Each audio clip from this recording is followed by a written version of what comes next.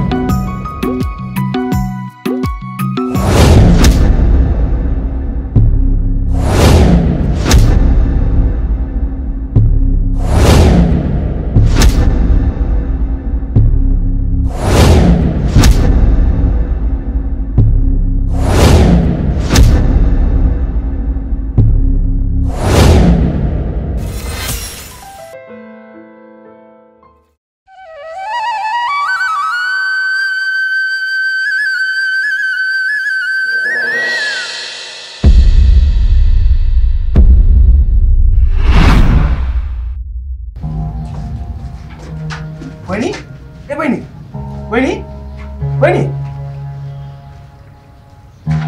बहिनी ए बहिनी के भयो तिमीलाई खोइ दाइ चक्कर लागे जस्तो भएको थियो लरेछु ल ल हिँड यहाँ बस्नु हिँड हिँड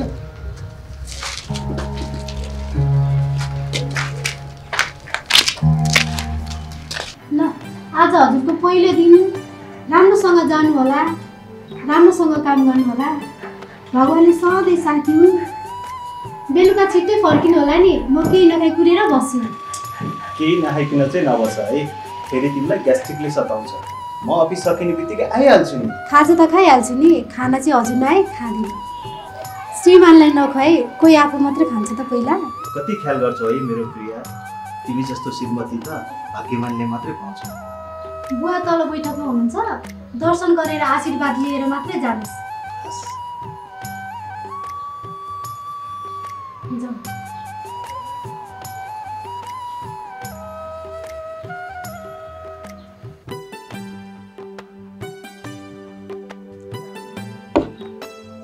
ए तेरो अफिस जाने बेला भयो भयो बुवा जान लागेको आशीर्वाद दिनुहोस् ल शुभ आशीर्वाद बाबु भगवान सदा दाहिना हुन् ल राम्रोसँग जा हस् बुवा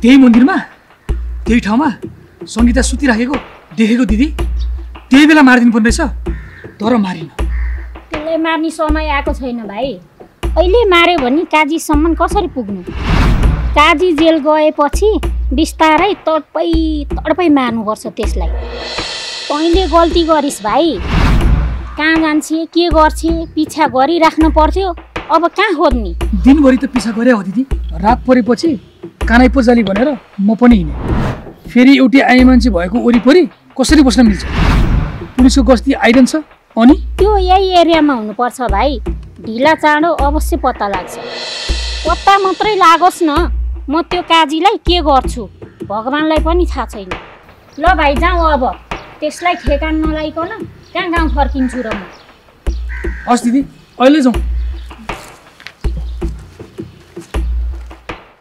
मनको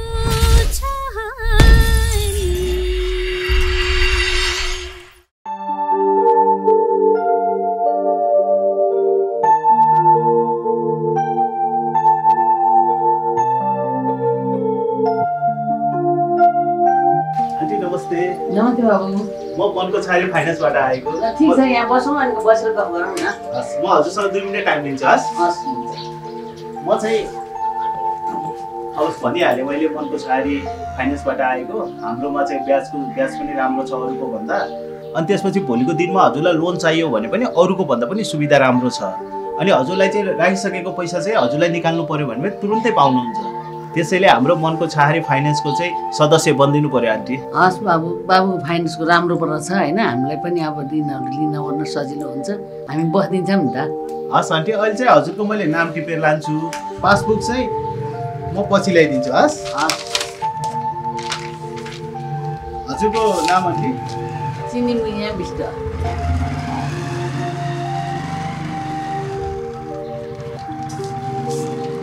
हजुरले दैनिकी बचत चाहिँ जति पनि गर्न सक्नुहुन्छ, 500, 1000, 2000 है। हजुरको घरै यही हो? मेरो घरै। ल हुन्छ आन्टी, मैले हजुरको नाम लिएँ, भोलि अफिस आउनु, बाँकी कुरा अफिसमा गरौँ ल। पासबुक चाहिँ 1-2 दिनमा बन्छ है। ल रमाइलो लाग्यो। हस् आन्टी, अहिले म हतार छ, म जान्छु है। हस् हस् हस्।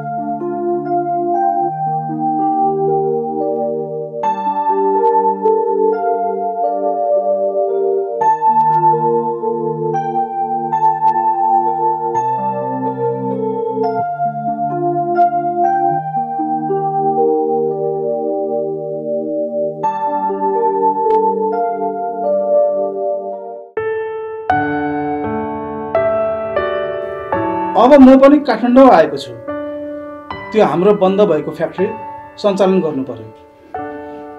लगानी त्यही किसिमले गरौँला, हाम्रो आधा आधा।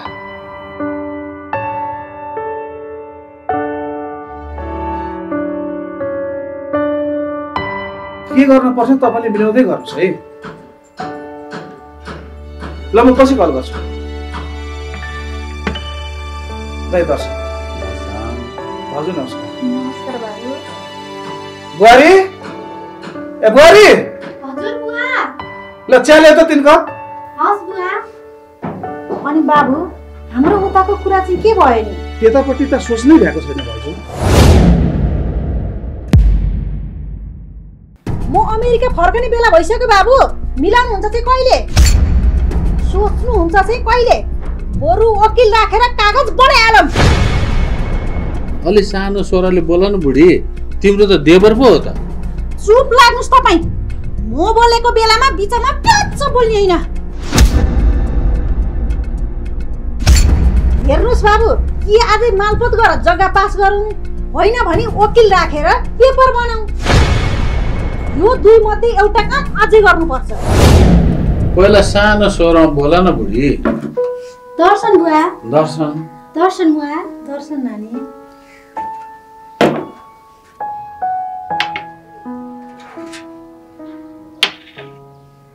चिया ल्याउँ दाइ।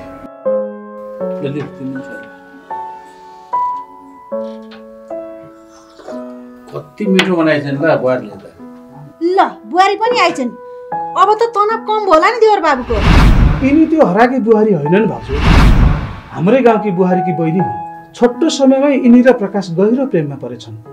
त्यस्तै परेर हतारमा बिहे गरेछ। ल गजबको बुहारी पाइछस् बाबु, जे भयो राम्रै भयो। कुरा अन्तै मोड्यो है। जग्गाको बारेमा के गर्ने हो म पुरिरहन सक्दिनँ। हजुर, जग्गा जमिन र कुल वंशको कुरा त दाजु र म मिलेर गर्ने हो। यो हजुरले चासो दिने विषय हो। बुवा के भएको हो र? म पनि केही बुझ्न सक्छु कि? तिमीले बुझ्न केही आवश्यक छैन बुहारी। अहिलेलाई घरको काम कसरी गर्ने यति बुझे पुग्छ। हजुरले अलि हेपेर बोल्नु भयो कि जस्तो लाग्यो मलाई। म पनि यस्तै खानदानी घरमा जन्मेर हुर्केकी केटी हो। 2-3 जना काम गर्ने मान्छे मेरो माइतीमा नि छन्। एउटै बुहारी भइसकेपछि घरभित्रको कुरा बुझ्ने उसको पनि अधिकार हो जस्तो लाग्छ। प्रिया, म छु नि, तिमी जा। हस् बुवा। बुहारी त वकिलै परिछिन् कि क्या हो? बाबु आजै गर्नु पर्यो है काम, अरू म केही जान्दिनँ। दाइ, तपाईले भन्नुहोस् म के गरौँ? म केही बोलिनँ। यो मेरो भाइ मात्र होइन, तिम्रो देवर पनि हो बुढी। भोलि म कालगतीले पुग्लुके मऱ्यो भने तिमीलाई चाहिन्न र यो देवर। त्यसकारण तिमी तनाव नगर, बिस्तारै म सब कुरा मिलाउँछु। तिमी अमेरिका गए पनि म छु नि यहाँ। देखियो कति मिलाउन सक्नुहुन्छ थाहा छ मलाई। दाइले भन्नु भएपछि भइहाल्यो नि। कति रिसाउनु भएको? जाउँ बुढी, आज यतै बसु न। पछि बसौँला। हिरो लिक होला नि है, याद गर।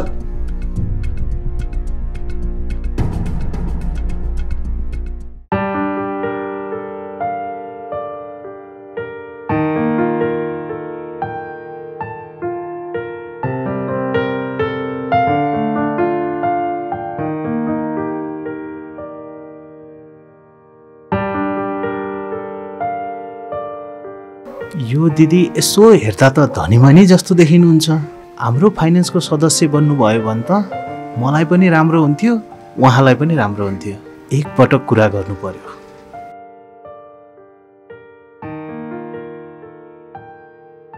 दिदी नमस्ते। नमस्ते। ओहो, कस्तो हिरो केटा रहेछ। कति राम्रो कपाल, कति राम्रो दारी, कस्तो मिठो समेक जुरेको। अब यसलाई पट्यारै छोड्छु। दिदी भन न भाइ। म मनको छहारी फाइनेन्सको मार्केटिङ अफिसर प्रकाश। हाम्रो फाइनेन्सको सेवा सुविधाहरू धेरै छन्, ब्याज दर पनि राम्रो छ। म डिपोजिट उठाउन घर घर पसल आउँछु। हजुर पनि हाम्रो फाइनेन्सको दैनिक बचतकर्ता बनिदिनु पर्यो दिदी। तिम्रो मार्केटिङ गर्ने तरिका एकदम राम्रो लाग्यो भाइ मलाई। त्यो फाइनेन्स त मेरो हो नि। हिजो मेरो म्यानेजरले नयाँ स्टाफ राखेको छु भन्थे, सायद तिमी नै होला। तिमी भाग्यमानी रहेछौ बाबु, मसँग भेट्न पुग्यो। तिमीलाई भेटेर एकदम खुसी छु म। म्यानेजरलाई भनिदिन्छु म, तिम्रो तलब 15,000बाट 25,000 भयो। त्यो तलब भन्दा बढी म तिमीलाई पाकेट खर्चै दिन्छु, तिर्न नपर्ने गरी। हस् म्याम, तर किन हजुरले म माथि यस्तो? सबै कुरा घरमै गरा गरौँ न जाम बाबु।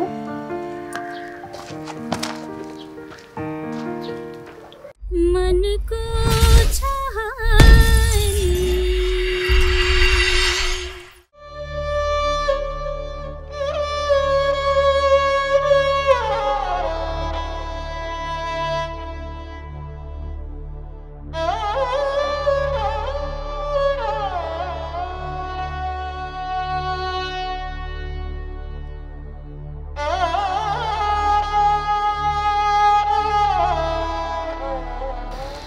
बहिनी, तिमी साह्रै कमजोर देखिन्छ। काम गर्न सक्दैन होला? सक्छु दाइ, जसरी नै गर्छु। खै म के भनौँ बहिनी, अब तिमी नै ढिपी गर्छौ भने घर कहाँ। तर तिम्रो अनुहार र जिउ हेर्दा एकदम कमजोर देखिन्छौ। घर कहाँ हो, कहाँ बस्छौ, परिवार के कस्तो छ केही थाहा छैन मलाई। तर पनि दुःख देखायो, नाइ भन्न सकिनँ मैले। केही अप्ठ्यारो पर्यो भने मलाई भन्नु है बहिनी। आफ्नोबाट तिरस्कार भए कि एक अभागी हुँ म दाइ। यो काम जसरी नि मैले गर्नै पर्छ। यो भन्दा अर्को विकल्प छैन मसँग दाइ। बरु दाइ आज चाँडै जान्छु नि, बरु भोलि छिट्टै आउँछु। हुन्छ बहिनी, काम छ भने जाऊ। हस् दाइ।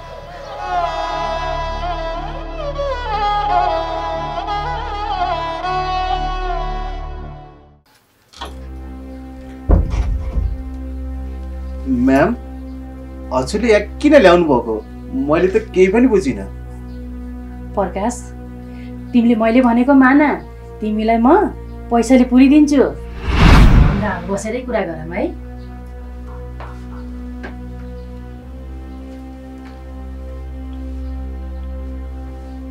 अर्को महिनादेखि मार्केटिङबाट म सिधै मेरो पिएमा राख्नेछु।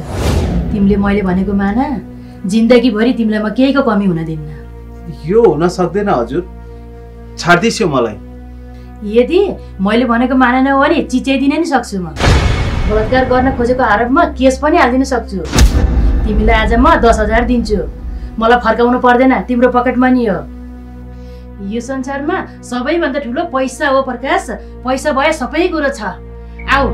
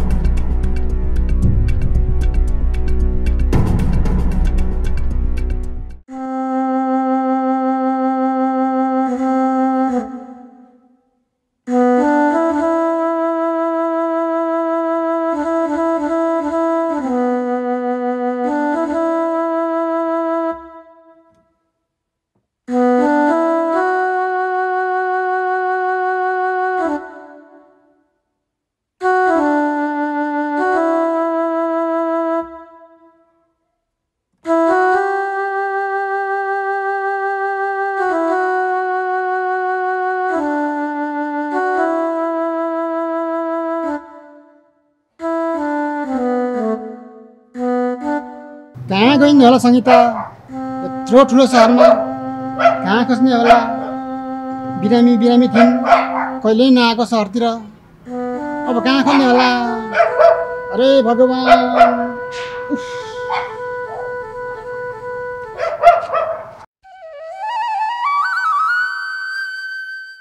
होइन, अलिक कडा भएर आउनु पर्यो हजुर।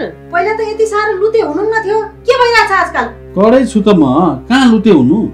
होइन, त्यो जग्गा खानै दिने हो कि क्या भाइलाई? किन बोल्न सक्नुहुन्न भाइसँग? के भएको छ तपाईँलाई? खानै दिन मन छ भने दिनुहोस्, के को टाउको दुखाइ मलाई मात्रै?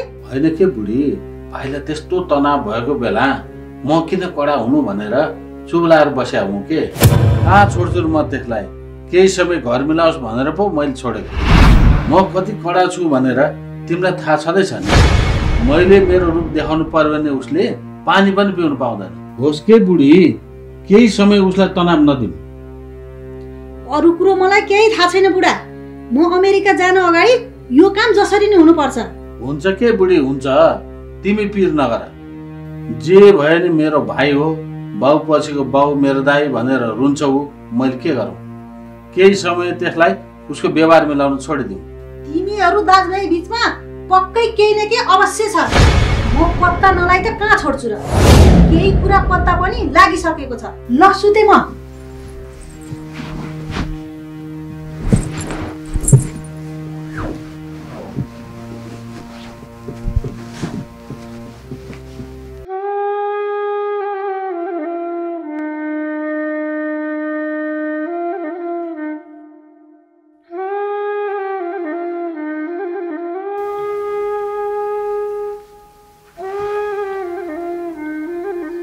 प्रकाश, आज पहिलो दिन कस्तो भयो त अफिस?